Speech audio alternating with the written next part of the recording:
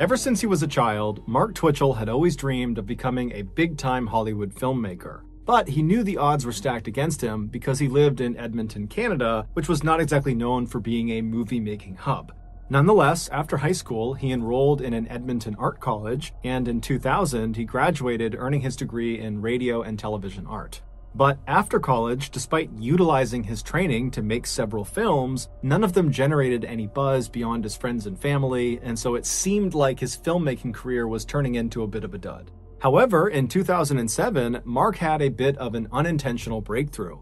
He had been a longtime Star Wars fanatic, and that year, he decided, purely as a passion project, he was going to write a script for a prequel to the Star Wars franchise. When he finished it and shared the script with some of his colleagues, they were so impressed with his writing, they said, "Mark, you need to produce this into a movie. This is incredible." And so Mark, who was totally amazed at this unbelievable feedback he was getting, decided, you know what the heck, I will produce this movie. And so he began sending his script out to different actors and actresses to see if they might be interested in playing a role. And amazingly, one of the original Star Wars actors, Jeremy Bulloch, who played Boba Fett, he read the script and he was so impressed by it that he agreed to play a role in Mark's film. And so this passion project had quickly turned into Mark's biggest success yet. When the movie was finished, it did well, but it didn't propel Mark into Hollywood stardom. However, it did put him on the map as a bona fide filmmaker, and it showed him that if he just focused on making films about subjects he was already very passionate about, those films would be much more likely to succeed. And so in 2008, so roughly a year after creating the Star Wars fan fiction film, Mark decided to embark on another film project around another passion of his, Dexter. Dexter was a very popular TV show about a fictional serial killer whose name was Dexter, and the way Dexter would kill his victims is he would lure them into these small rooms, which he called kill rooms, and inside of them, basically every surface, the ceiling, the walls, the floor, were all covered in plastic sheeting to catch any of the blood, and then he would kill his victims, usually with a knife, and then afterwards he would dismember them and bag up their body, and he would roll up all this plastic, kind of collecting all the evidence, and then he would dump the plastic and the body into the ocean. Mark was obsessed with the show, and so it inspired him to make his next movie be about a killer too. Except instead of it being fiction like Dexter, he wanted his movie to be at least based on real events. And it just so happened, at the time he was thinking about doing this movie, there was this uncaught murderer terrorizing Edmonton, and so Mark decided the Edmonton killer would be his star. Mark would spend the next several weeks obsessively researching the Edmonton killer and his victims and establishing a clear timeline of what had happened with this case. And then after he felt like he had compiled every piece of information he possibly could, he used that research to concoct a 42-page first draft of his script. And as soon as he was done with that first draft, it somehow got leaked. And when it got leaked, the contents of this script were so shocking and so controversial that the script wound up in the hands of the Edmonton police. And when they read the script, they immediately recognized they had a big problem. They reached out to Mark and they told him under no circumstances can you turn this script into a movie, and then the police basically wiped this script off the face of the earth. Today, if you go looking for Mark's script online, you'll basically only find heavily censored versions of it. But recently, I got my hands on an uncensored version of this 42-page script. Now, I'm not going to literally read you this script. However, what I'm going to do is use the script's information to tell you Mark's highly controversial Edmonton killer story.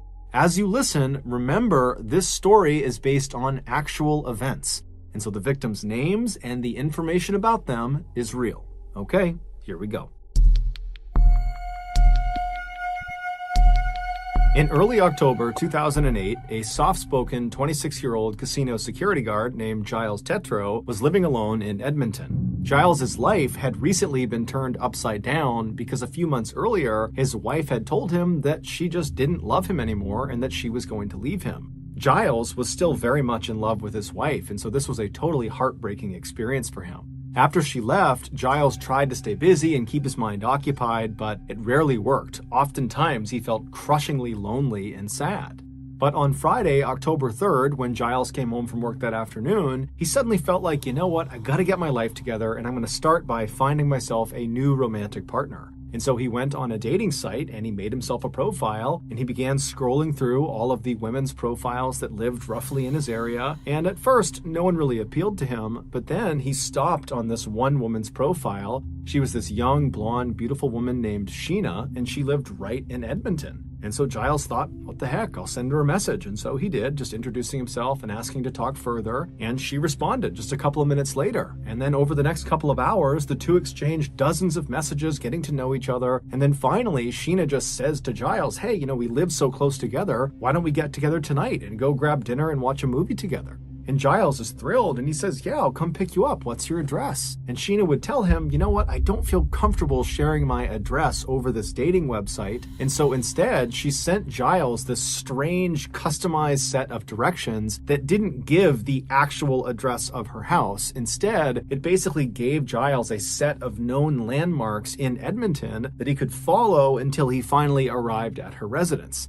And she also told him that when he arrived, instead of just coming up to her house, there would be a detached garage and the door would be open, and he would go through the garage, out the door into her backyard, and then he would go up the back steps to the back door of her house, and she would meet him there. Now, Giles did think this was a little bit strange, but at the same time, he's thinking, I am basically a complete stranger to her. We just met today on the internet, and so I really can't blame her for taking some extra safety precautions with me. And so he told Sheena he had no issues using her special directions, and then he said he'd be over soon. And so Giles hopped in the shower, he freshened up, he got dressed, he hopped in his truck, and then he began driving to Sheena's house. After about 15 minutes of following these directions, he reached the end of them, and they placed him in this alleyway in a suburban neighborhood. And where he stopped, he looked off to his right and he saw there was this 2-car garage, and he knew it was Sheena's garage because one of the doors was open like she said it would be, although the door was not open all the way. It was open enough to where he would have to duck to get into the garage, but either way, he knew it was her garage. And so he turns off his truck and he gets out and he tries to look up at Sheena's house behind the garage to see if maybe he can see her looking out the back door. But the detached garage that was right up against the street was kind of blocking his view. And so he thought, okay, whatever, I'll just go in and make my way up to the back steps. And so he walks over to this 2-car garage and he goes to the open side. He ducks down and he goes underneath and he stands up inside of the garage. Now, it was dark inside of the garage, there was no light on, but there was enough light spilling in from the opening of the garage door that he could see there was really nothing in the garage. However, virtually every surface, the walls, the ceiling, the floor, was covered in plastic sheeting. Now, he had no idea what this plastic sheeting was for, and he really didn't care. He just kept walking across the garage towards the door that would lead into Sheena's backyard. And when he reached that door, he reached down to the door handle and he was about to turn it when he felt a blinding pain in the back of his neck. He whipped around, and even though it was dark inside of this garage, he could clearly see this huge man in a black and gold hockey mask standing right in front of him, holding a stun baton. Giles tries to run past him to try to get out of the garage, but the man grabs him and then takes his stun baton and drives it into Giles' stomach, and he pulls the trigger. And immediately, Giles feels this coursing pain in his torso, and he falls to the ground, and then this man in the mask releases the trigger, and Giles tries to scramble up to his feet to try to run out of the garage. But as soon as Giles turns around, he stops where he is, because he sees this huge guy in the mask is standing between him and this open garage door, and he's now holding a gun in his hand and he's aiming it right at Giles. And so Giles freezes. He has no idea what's going on, and this man who's got this mask on barks at Giles to get on the ground and put your face on the ground. And so Giles at this point is thinking, I'm going to get killed in here. I have nothing I can do. I'm completely defenseless here. And so he just does what he's told, and he lies down on the plastic sheeting and he's totally terrified. And this man walks over and he puts a piece of duct tape over Giles's eyes. And so as he's laying there blind and terrified, Giles becomes very emotional. He suddenly longs for his ex-wife and for his family and his friends. He wishes he could see them just one more time, and he knows he's not going to. Then as he's laying there, he's coming to the stark realization that he didn't tell anyone where he was going. And so if this masked maniac does kill him, who's going to find his body? Will his family and friends ever know what happened to him? So as he's laying there thinking of these horrible thoughts, he hears his attacker, who's several feet behind him, start fiddling with what sounds like chains or handcuffs. And Giles thinks to himself, if I get chained up in here, I really am done. And so he has this sudden surge of adrenaline where he thinks to himself, I'm going to get killed in here. I know it. I'm going to get killed. But if I'm going to die, I'm going to die on my terms. And so Giles takes a deep breath and then jumps to his feet, rips the tape off of his eyes. He turns around and he faces his attacker and he says, I'm not going to do this. I'm not going to go out this way. And the attacker is totally surprised, but he just begins to raise his gun at Giles to shoot him. And Giles lunges forward and he grabs the barrel of the gun and he pushes it away from him. And as soon as he does that, Giles realizes something. The gun is made of plastic. It's fake.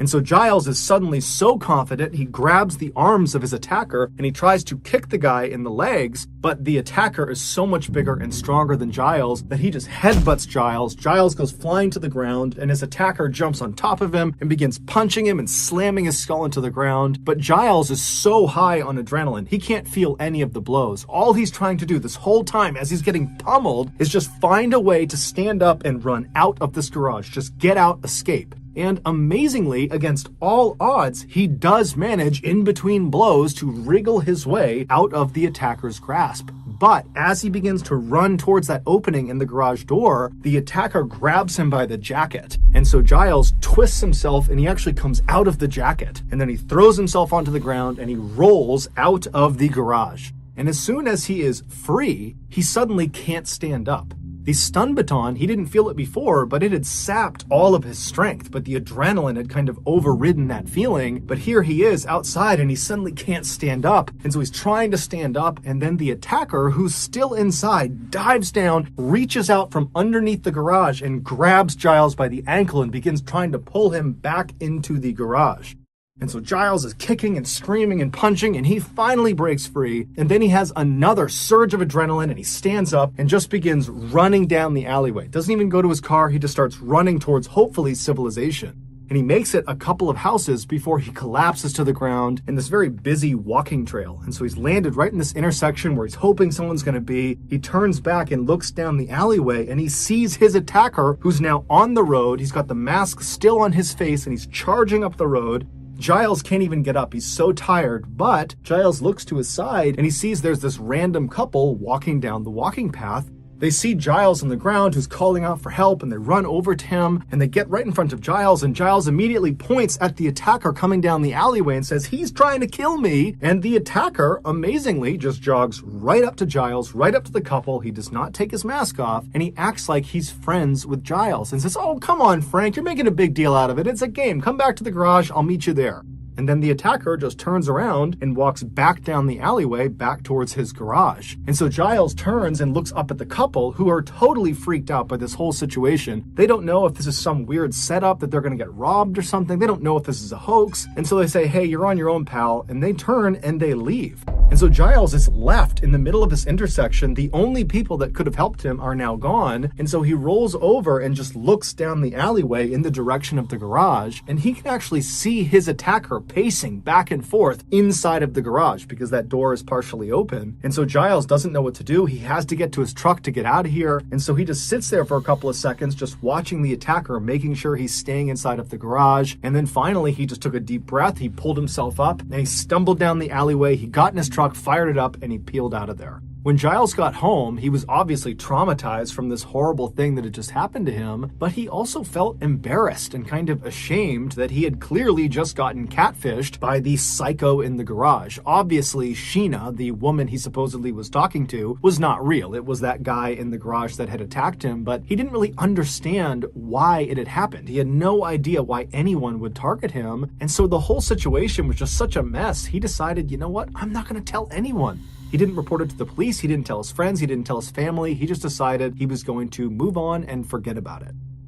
A week later, on October 8th, another Edmonton man, 38-year-old Johnny Altinger, was perusing the dating website that Giles had been using. Johnny made a living doing quality control for an oil and gas company, but he hated that job. He much preferred to spend his time tinkering with his computers or his prized motorcycle. Johnny had lots of very close friends, but romance was always something that had eluded him. So that afternoon, Johnny, like Giles, was on this dating website to potentially find a romantic partner. And so as he was scrolling through all of these different women's profiles that lived roughly in his area, he wasn't interested in any of them until he stopped on this one profile of this beautiful young blonde woman named Jen, who lived right in Edmonton. And so Johnny was interested. He sent her a message, and very quickly she wrote back, and before long the two are chumming it up, and then eventually they actually agree to get together that night for dinner and a movie. But when Johnny asked Jen for her address, she would tell him that she's a paranoid person and she doesn't want to give him her actual address over this website, and so instead she gave him a set of very strange directions that relied on local landmarks in Edmonton to guide him into her residence. And she would tell Johnny, when you get here, go through the garage, the door will be open, go out the back door, go into the backyard, make your way up to the back of the house, and I will meet you at the back door. And so Johnny definitely thought these directions were very strange, but he was really eager to meet up with Jen, and so he really didn't care.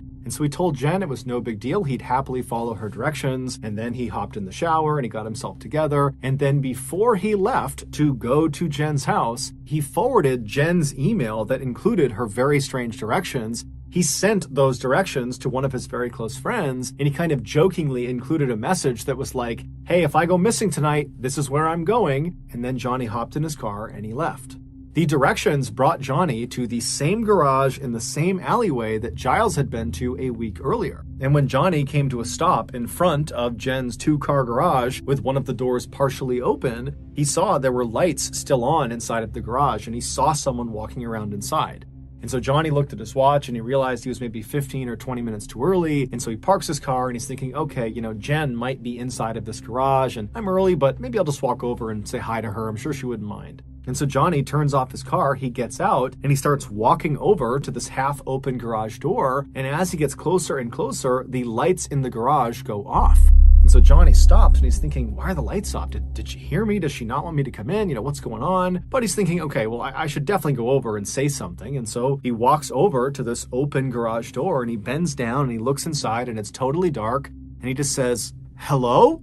And there's a pause, and then the lights come on, and Johnny suddenly sees this garage that's basically devoid of anything, minus a table off to the side, and every surface is covered in plastic sheeting. The floors, the walls, the ceiling, everything. And in the back of the garage is not Jen. Instead, it's this man he doesn't recognize. And so Johnny's looking at this man, and this man is looking over at Johnny, and finally the man speaks and says, hi, I'm Harry. I'm a designer. I rent this garage out from Jen, and I just talked to Jen, and you're meeting up with her tonight, right? You're meeting up with Jen? Yeah, she's running late, so I think she'll be back in about maybe 20 minutes, so can you come back in 20 minutes, come right back here, come to the garage, and I'll bring you up to the house, because I know you're meeting her up at the house, so 20 minutes. And so Johnny doesn't really know what to make of this. He figures, okay, I don't really know what Jen's arrangement is with this designer in this plastic-covered garage, but, whatever. And so Johnny says, okay, no problem. I'll come back in 20 minutes. And so Johnny turns around and he walks back to his car and he leaves and drives around for about 20 minutes. And then he comes back to the garage. And as soon as he parks, he notices right away the light in the garage is now off. So presumably Harry has actually left.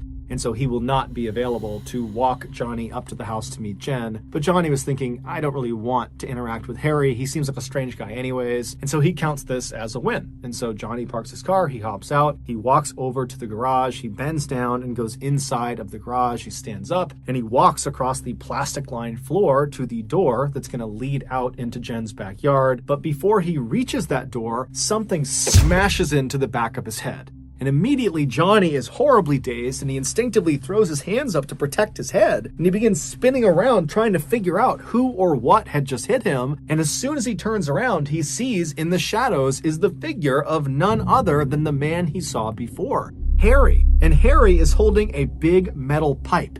And immediately when Johnny sees him, he begins screaming, police, police, police. And Harry just winds up and wails on Johnny with this metal pipe. And Johnny's trying to turn around and get away from Harry, but Harry just keeps moving around him and beating him with this pipe until finally Johnny collapses on the ground, but he's not unconscious. And so Johnny is kind of shielding his head and he's looking up at Harry, who's now just standing over him. He's ceased his initial barrage. And Johnny begins pleading with Harry, I'll give you money, I'll give you anything, just please let me go. And so Harry smiles And he says, "You promise you won't tell anyone if I let you go?" But before Johnny could answer this, Harry winds up with his pipe and he brings it crashing down on Johnny's face. But amazingly, this does not knock Johnny unconscious. Instead, Johnny grabs the pipe after it hits him in the head and he holds onto it to prevent Harry from hitting him again. And so at this point, Harry is frustrated that Johnny is still putting up this huge fight. And so with one hand holding onto this pipe that Johnny has the other end of, Harry reaches down with his other hand and he unsheaths a hunting knife. And he holds the blade right in front of Johnny's face. And as soon as Johnny sees this knife, his eyes go wide and he lets go of the pipe and he begins to plead for his life. But Harry just smiles and continues to show him the blade. And then at some point, he grabs Johnny's shoulder, he pulls the knife back, and he plunges it into Johnny's stomach. Johnny howls out in pain and he curls over and he begins screaming for the police, screaming for someone to help him. And then finally, Harry pulls the knife out of his stomach and then plunges it into the side of Johnny's neck. And then Harry lets go of the knife and he stands up and he just watches Johnny as he bleeds out onto the plastic lining.